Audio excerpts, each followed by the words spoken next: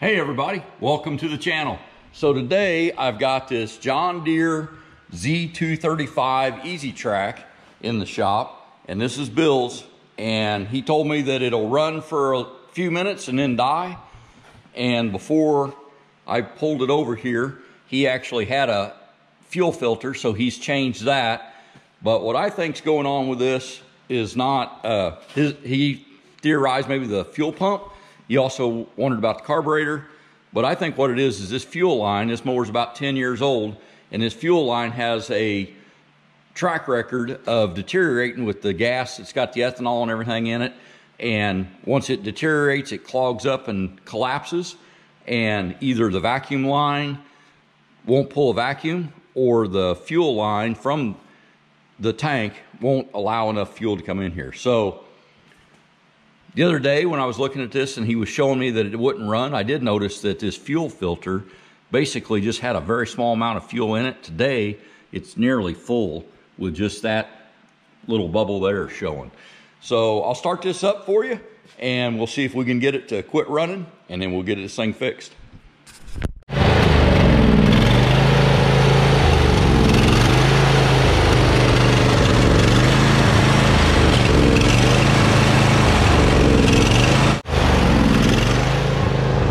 Try and get this back in the garage before it shuts off all the way. Oops. There's a considerably larger bubble in the fuel filter now than what there was. So in other words, the fuel filter is much less full than it was when I started. And at the end, like I said, it basically wouldn't run.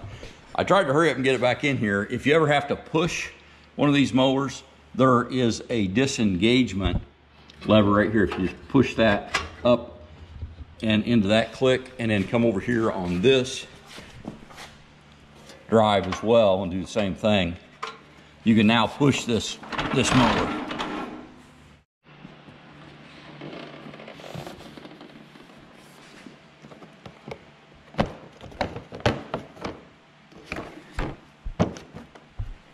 Okay, and that fuel tank cover is right here where these hoses come from.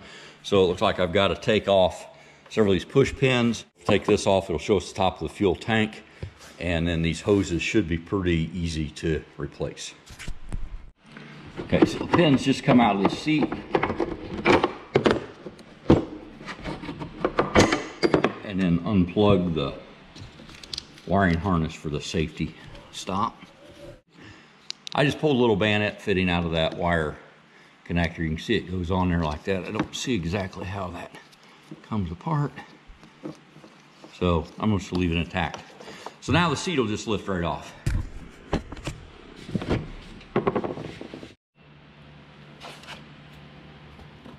So this plastic cover is held on by these body pins. And I've got two different tools to pull those off, and you can use a screwdriver, but usually what I've done when I've used the screwdriver is tear up these panels.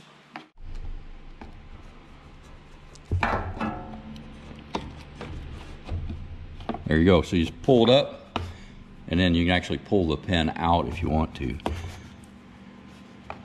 Okay, and there's like several of these, so I'll go around and pull these up.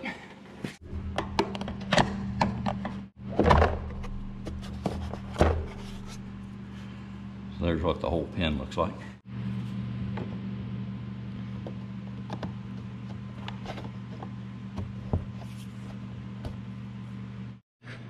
Okay, hidden in this mess is another one of those little connectors, and there's another one on the other side.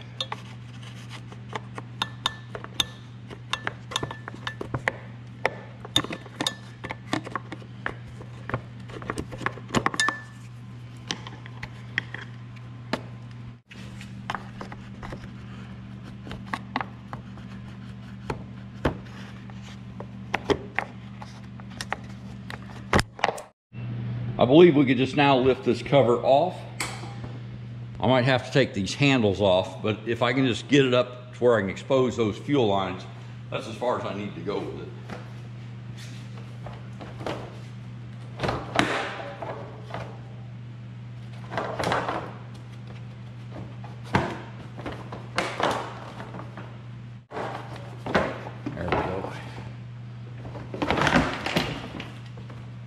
So let me bungee that up. If you wanted to take this completely off, if you just undo these handles and take them off, so it's just the steel handles, you can do that. But I don't really need to do anything with that, and I don't want to mess up Bill's handles where he's got them set. So I'm just going to bungee that up out of the way, because there are the lines that we need to replace. Okay, so here are our two lines coming out of the top of the tank, and this one is just a little fatter, is the fuel to the motor, and then this line here is, my understanding is, it's a vacuum line that scavenges the fuel vapors back out of the carburetor, kind of an emissions gig. But if it's blocked, basically the carburetor won't vent properly, and if this one's blocked, it won't get fuel. And being that the fuel filter kept getting emptied when it died, I believe that it's this one. But I'm going to go ahead and replace both of them since I've got the hose. So let's do it. Okay, and I'll start with the fuel line by taking the squeeze clamp off.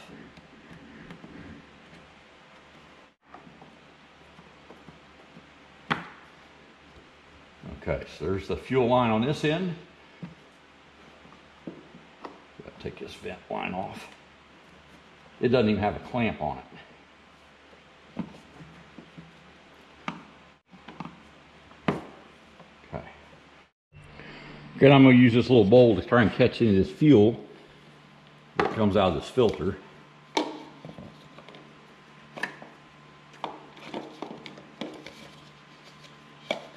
Because there might be a little bit. So again, take this clamp off. And when this first started doing this, Bill had this filter, and he didn't want to wait for me. I wasn't able to work on this for about a week, and so he went ahead and put a new fuel filter on it. But it did not fix the issue. Okay. Try and get a little less gas throughout my garage. I'm going to pull this clamp off so I can pull this wire out that way, or this line out that way.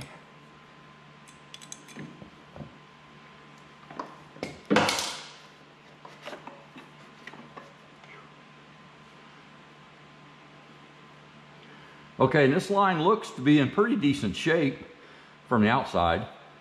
Maybe we'll cut it open, take a look, see if it looks like it's deteriorated.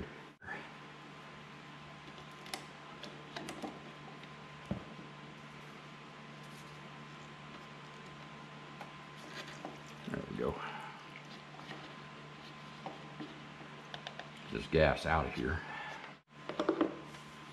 Okay, I'll pull this vacuum line off as well.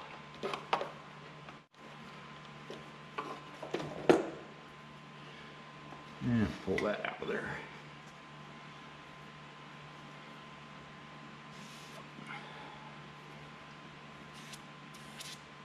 Okay, and it doesn't seem to be blocked either, but something certainly is not allowing it to get fuel. Okay, and since I've got a whole spool of fuel line, I'll go just replace all of it.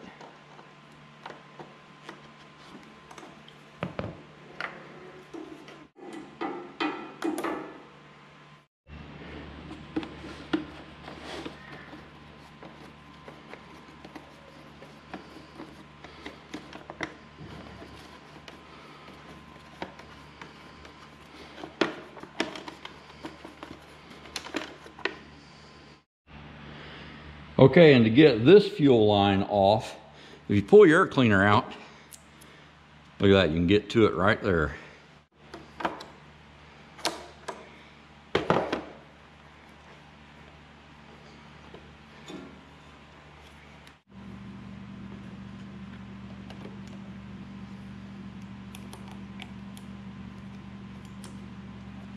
Okay, here's a little trick I learned. You can hold one of these clamps open with a vice grip while you pull the hose out. Since there's not room in here to move that clamp all the way one side or the other. There we go. See how it worked? Just hold the clamp with the vice grips while you pull the hose off. Okay, so this piece of fuel line is 3/16, and it's for this little vacuum line, and it didn't have any clamps.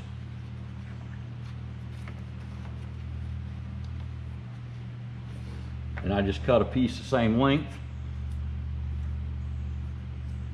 and then it goes on here again with no clamp, just placed in on this barb.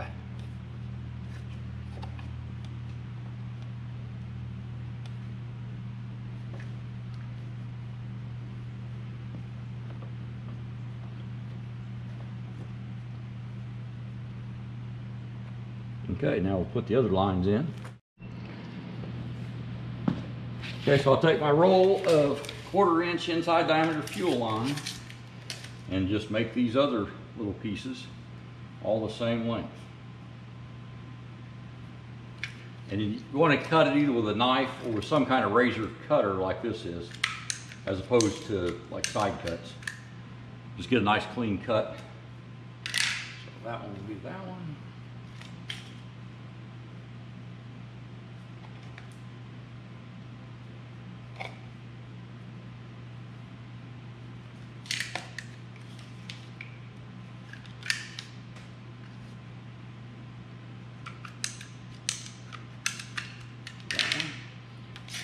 And now the long.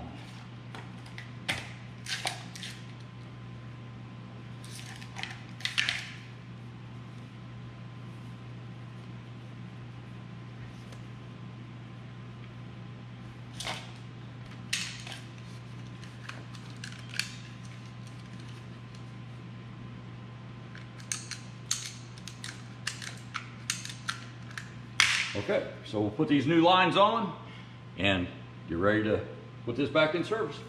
So I'm gonna start by feeding this hose through.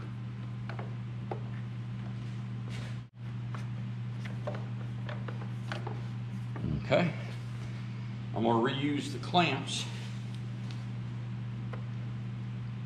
from the old lines. Clamp on.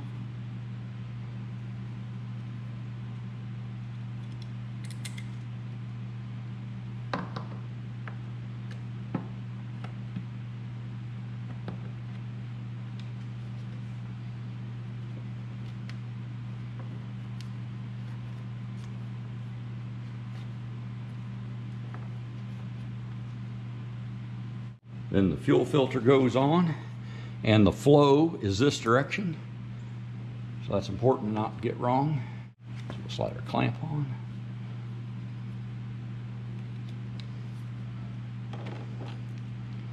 And flow is like that, so it's actually this direction.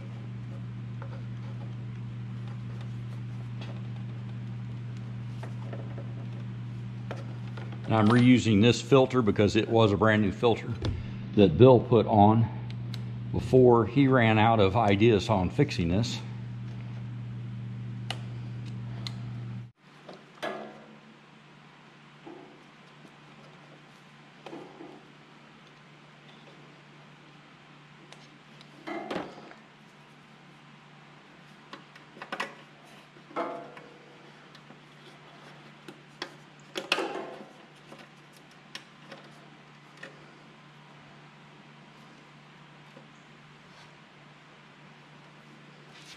Okay, and then this one goes on the fuel pump.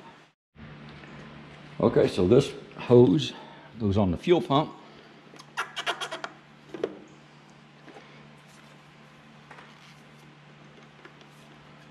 And we'll put our clamp on.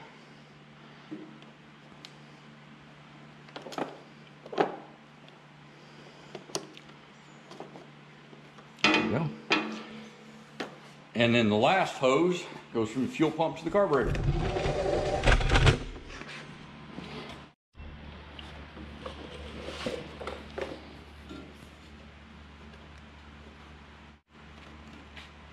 There it is.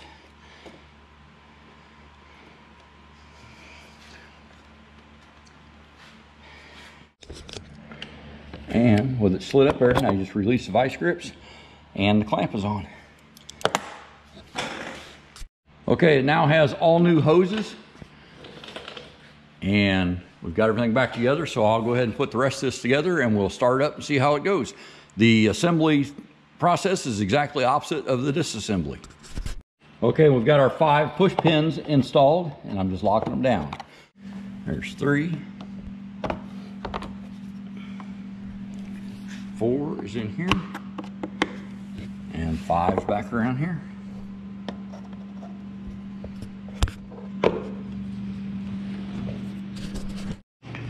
Okay, we'll put our battery lid back on.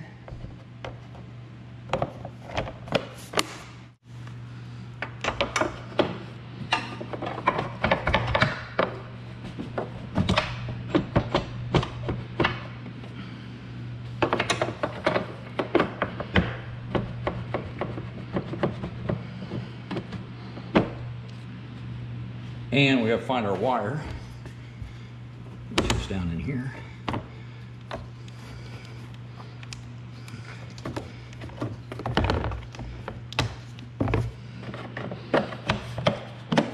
This is the seat safety switch. Plug it back in. And I'll put this little clamp back on. Okay, we should be ready to test it out. Okay, open the overhead door and see if this will run.